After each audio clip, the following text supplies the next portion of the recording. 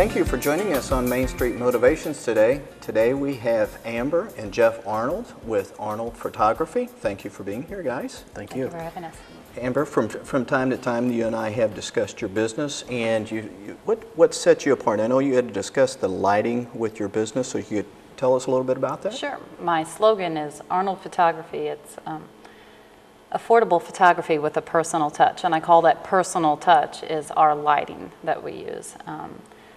If you think of it, you have to be above the competitors and also above the iPhones with the apps. So what I bring to almost all of my photo sessions is some form of lighting that I have. I have 3 strobes that I usually bring with me, and at least one of them is always on. It brings light to all my photos that I'm pretty proud of, and I've had a few clients say, you seem to have light in your photos, and that's exactly what they are. Usually we have up to 3 photos in one, or 3 lights in one photo shoot. You have a new storefront, so you were home-based, now you have a new storefront. So I assume that you can go off-site, or obviously you can be within your studio as well. Correct. My studio is right next to Vandalic Jewelers, and we've been open since November. But of course, when the weather cooperates, I like to spend most of my time outside. I do go on-site to a few daycares, and I've been doing here lately sports photography. So I go to the location where our athletes are practicing their skills and do the photo shoot before the athletes hit the field. Nice.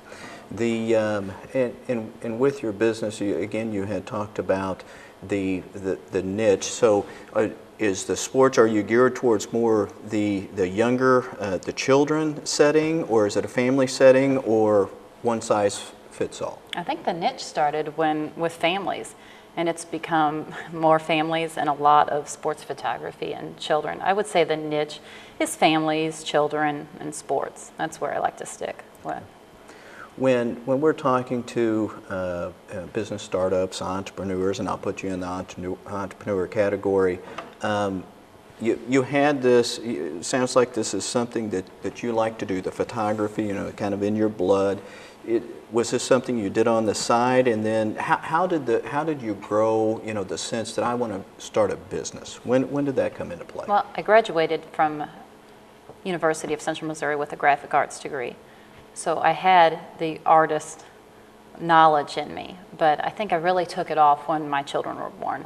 I think children tend to inspire you in lots of ways. So when our children were born, our first child, Brett, when he was born, I wanted to capture every moment. And I met a few people along the way that helped me learn more about capturing those moments with the lighting skills, and it just took off from there. It's been a passion that's slowly grown over the past year since my children were born.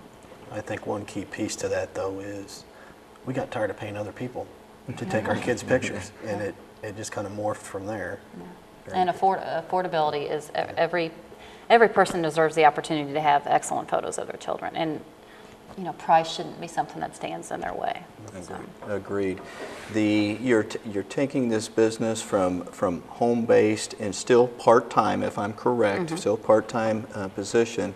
And this takes support, and Jeff, this is where I'll look at you. The support that Amber needs and the business needs. So it sounds like you're kind of behind the scenes, because I know you have a young family. So how do you interact the family and the business and the full-time jobs?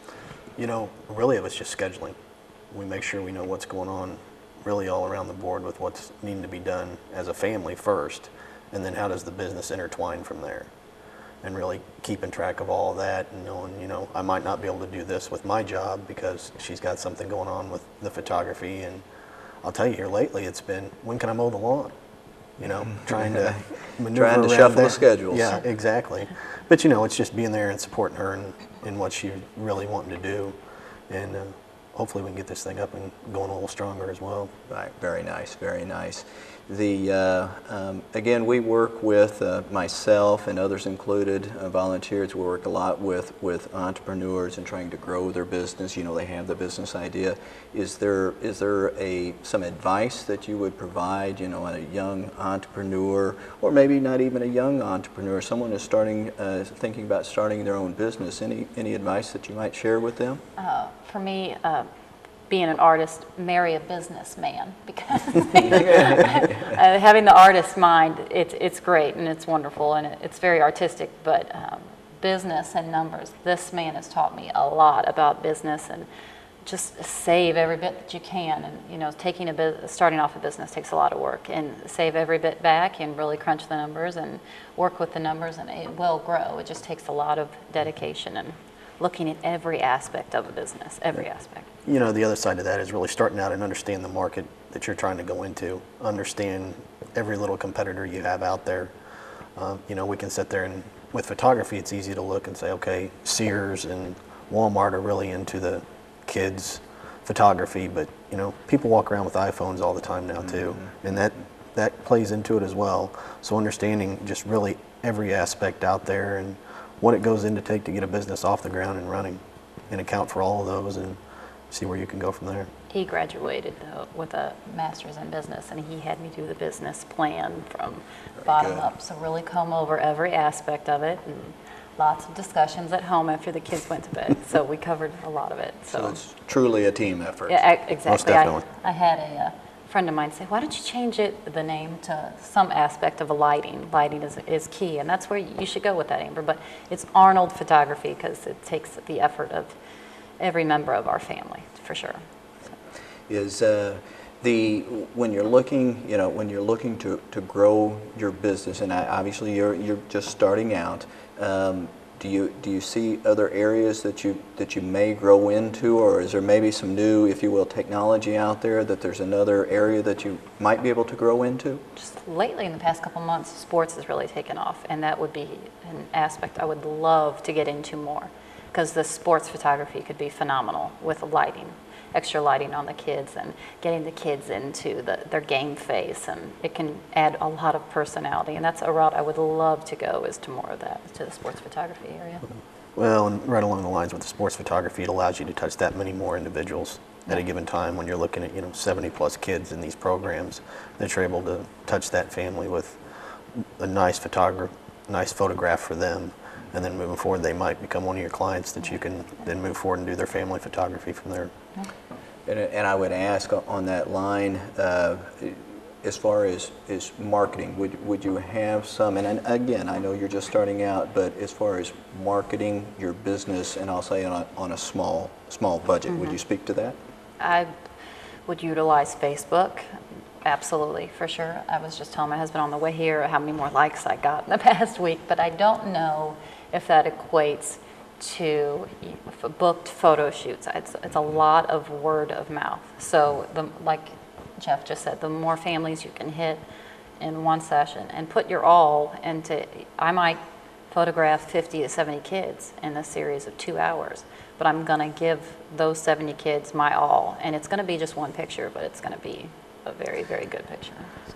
I think the other side of that marketing is really understanding the search engines that are out there on the internet now, and how that can affect where you would basically pop up if someone was to search for your business, and what you need to do to get yours up to the top of that. You know, for instance, I think with the Google search engine, initially starting out, you could type in Arnold Photography, Jefferson City, and you would get something out of Minnesota. And now we've kind of worked around that issue, and now it comes up to the front. And a lot of that was just changing a web address.